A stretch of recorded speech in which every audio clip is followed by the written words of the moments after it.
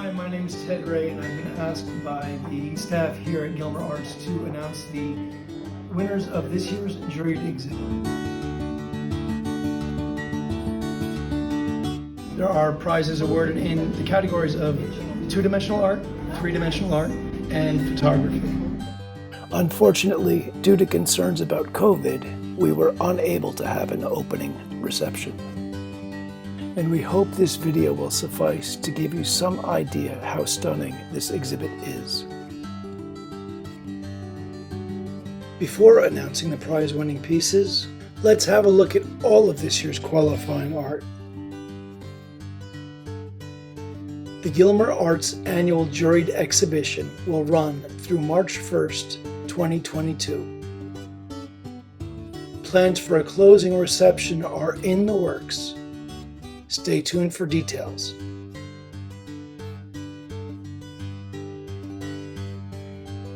Thanks to all the artists who participated this year. It's a really fine exhibit with some quality artwork.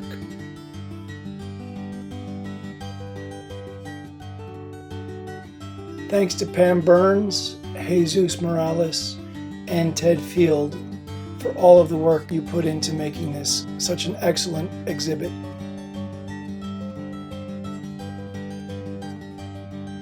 This year's juror was once again Ted Field. He took this role quite seriously, carefully examining and considering each work of art, and writing a thoughtful and detailed commentary for each winning piece.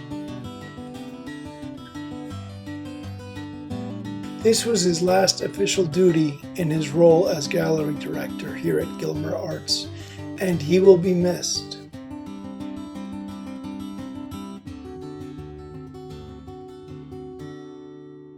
Gilmer Arts is located at 207 Dalton Street, downtown Ellijay. The doors are open from 11 a.m.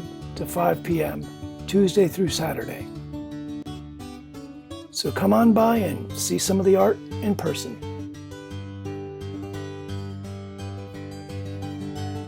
If you like what you see, click that like button. Share it with your friends on social media. Let us know in the comments which is your favorite piece. These simple measures can go a long way in supporting the artists and in supporting Gilmer Arts. If you're an artist, consider becoming a member of the Gilmer Fine Artists Guild, which includes your own page on our website. Visit us at gilmerarts.com. Poke around a bit and see what your page might look like.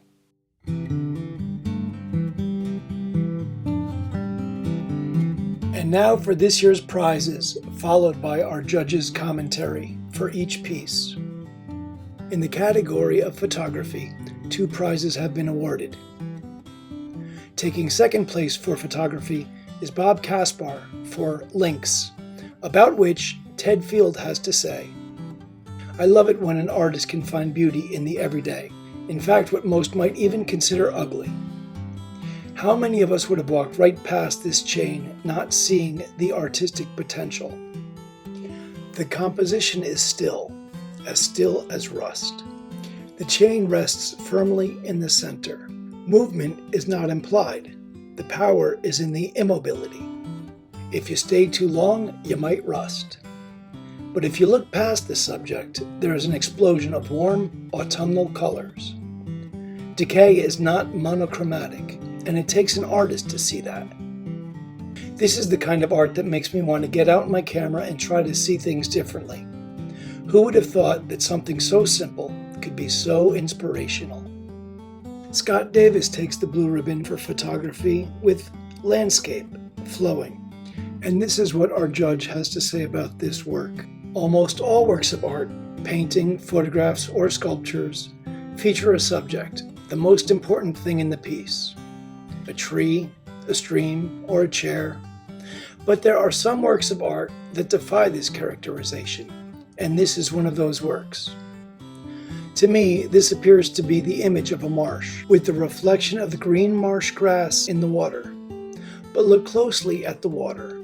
It is easily as interesting as the jagged image of the grasses. The background is filled with color and movement. You might even say that it is more alive than the subject. Orange, red, blue, and green are applied with layers of wax to create a beautiful complex base that is interrupted with the black disturbances, almost like static interference. Look at this piece differently, not as grass reflected in a beautiful marsh, but a colorful field pierced with a black entity. You can decide, is the photograph calm or menacing? In the two-dimensional category, third place goes to Barbara Edwards for Autumn Glow, about which our juror writes, almost on the heels of the Impressionists was a group of artists called the Expressionists. They were not looking to create an impression of light. They wanted to express how they feel about a subject, and they did this by being daring and bold. If you look closely at an Expressionist painting, you can almost tell how the work was created. Try it with this painting. Look closely. Can you see the pencil sketch peeking out from underneath the paint? The image is not static. It is moving and alive. I love the quick, confident marks made on the surface. They create immediacy and movement, a blur of color as the wind whips through an autumn forest, painted with real gusto. Elly Hobgood takes second place in the two-dimensional category with Seeking Serenity. About Seeking Serenity, Ted Field comments, at its most basic, this is a beautiful watercolor, but this painting goes beyond that. First, let's look at the composition. The horizon is perfectly horizontal, giving the painting stability. The chairs, on the other hand, are asymmetrical. They are not centered, but trail off to one side. To me, it's as if I was walking down the beach and just glanced over at this scene, a captured moment. But here's the good part. There is a story in this scene. Someone left their flip-flops. Where are they? They don't seem to be swimming. Maybe they left to get more sunscreen, or a drink, or to take a leisurely walk down the beach. Maybe they belong to the artist who just took them off to create this painting. Maybe, if I stand here long enough, I will be in the painting. For the blue ribbon in the 2D category, our judge chose Elizabeth Bame for Road Through the Woods. This is what he had to say about it. Most modern art lovers would place Impressionism high on their list of favorites. This artist has a style that would fit right in. Let's examine it as we would one of the masters. Start 4 or 5 feet away from the canvas. Notice the light. There is the dappled light coming through the trees, the cooler shade created by the trees. And if you look high up on the canvas into the background, you can almost detect a lifting mist, a fog just being cleared by the heat of the day. Now for the fun part. Walk closer. Get right up to the surface, nose to nose. Look at how that shimmering light was made, dabs of pale blue, chartreuse, and mustard yellow, out of nowhere. A wonderful example in the use of color to create light. This is what our judge had to say about Steel Bread, Justin Howard's sculpture, which took third place in the category of three-dimensional art. It is so difficult to take something hard and make it look soft, alive. This particular sculpture is like a line drawing in 3 dimensions. The wonderful thing about this sculpture is that the drawing is not on paper, but on the real world. Early on, I was taught to look at the negative space, the area that the sculpture contains, but is not the sculpture itself. As you walk around this head, it changes from side to side and front to back. But so does the background. Look through it as well as at it. We are given very little information, but enough that we can fill in the blanks ourselves.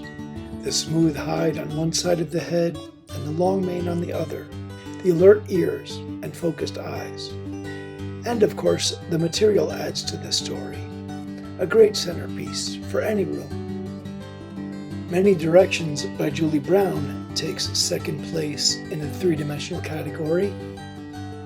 Ted Field comments, I think all of us, when we stand in front of a work of art, try to figure out what the artist is attempting to say. When we ask the artist, they will answer, "Well, what do you see?" In this bowl, I see a beautiful landscape. The ocean laps at the dry sand, and in the background are tall mountains beneath a deep blue evening sky. Is that what the artist meant? Who knows? That is the best thing about art. The art of pottery making is one of the most ancient of all human artistic endeavors. First of all, it is useful, and as we later found out, it can also be beautiful. The shape of this bowl is delicious as the image found on its base. Whenever I look at this bowl, I will always imagine lying on a sandy beach while nighttime approaches over the mountains.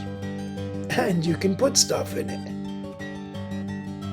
When I agreed to announce the prizes in this year's Juried Exhibition, I truly did not expect to be honored with the blue ribbon for the three-dimensional category. Here's what Ted Field has to say about Burrow. Let's talk about artistic decisions. Michelangelo said that sculpting was easy. You just remove the useless bits. This artist is making the same decisions. But why is he keeping certain bits and removing others? Hands weigh heavily in this particular piece. Big, small, gloved, and the long, long nose. This piece walks the line between pop art and surrealism. Is it meant to be humorous or a weird dream? I challenge all of you to make your own story about this piece. Here's mine.